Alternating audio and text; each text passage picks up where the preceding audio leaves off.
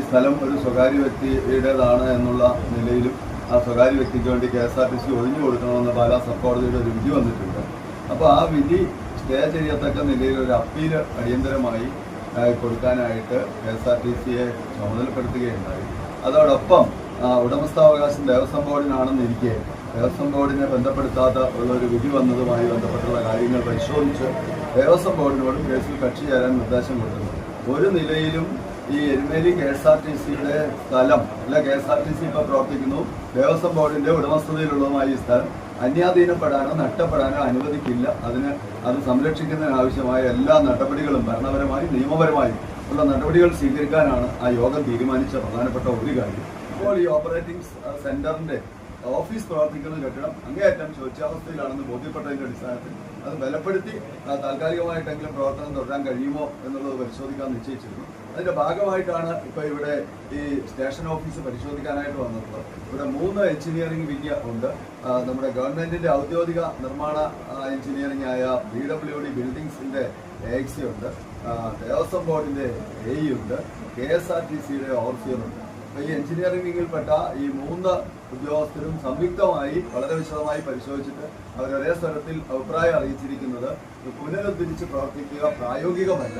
അപ്പോൾ അതുകൊണ്ട് അൺഫിറ്റായി ഈ കെട്ടിടം ഡിമോളിഷ് ചെയ്ത് പുതിയ കെട്ടിടം ഉണ്ടാക്കുക എന്നതാണ്. പുതിയ കെട്ടിടം ഉണ്ടാക്കുന്നതിന് ഇപ്പോൾ കോടതി വിധിയുടെയും കൂടെ പശ്ചാത്തലത്തിൽ സങ്കീർണമായ പ്രതിസന്ധികളുണ്ട്. അത് പരിശോധിക്കുകയും ശാശ്വതമായ ഒരു പരിഹാരം ഉണ്ടാവുകയും വേണം. അത് രണ്ടാമത്തെ കാര്യം. അതിന് മുന്നോടിയായി തൽക്കാലത്തേന് ഈ ഓഫീസ് എങ്ങോട്ടെങ്കിലും ഷിഫ്റ്റ് ചെയ്ത് പ്രവർത്തിക്കാൻ കഴിയുമോ എന്നുള്ളത് പരിശോധിക്കാൻ നിശ്ചയിച്ചു. അതിന് ആദ്യം വേണ്ടത് അനുയോജ്യമായ ഒരു കെട്ടിടം, കഴിയുമെങ്കിൽ ഒരു പൊതുകെട്ടിടം, പൊതുവെന്ന് പറഞ്ഞാൽ ഗവൺമെന്റ്, പഞ്ചായത്ത്, ദേവസ്വം ബോർഡ് അങ്ങനെ തുടങ്ങിയ ഔദ്യോഗിക സംവിധാനങ്ങളുടെ ഉടമസ്ഥയിലുള്ള കെട്ടിടം. അവിടെ കൂടുതൽ താരതമ്യേന കാര്യങ്ങൾ എളുപ്പമുണ്ട്. ഒരു ഔദ്യോഗികതോ അല്ല എങ്കിൽ തൊട്ടടുത്ത് ഏതെങ്കിലും വാടകയ്ക്ക് കിട്ടത്തക്ക രീതിയിൽ സ്വകാര്യ സംവിധാനങ്ങളോ ഉണ്ടോ എന്ന് പരിശോധിക്കാൻ KSRTCയുടെ സംവിധാനത്തെ ഇവിടെ ATO ശ്രീ അനിൽകുമാറുണ്ട്, ATO ചുമതലപ്പെടുത്തിയിട്ടുണ്ട്. ഒപ്പം ഇവിടുത്തെ ജനപ്രതിനിധികളെ പഞ്ചായത്ത് കമ്മിറ്റി ആയിട്ടാണ് പ്രസിഡന്റ് ഇവിടെ പഞ്ചായത്തിനെയും മുൻ പഞ്ചായത്ത് പ്രസിഡന്റും ബ്ലോക്ക് പഞ്ചായത്ത് മെമ്പറായ കൃഷ്ണകുമാറുണ്ട്. ഇവരെ ജനപ്രതിനിധികളെയും കൂടെ ചുമതലപ്പെടുത്തുന്നു.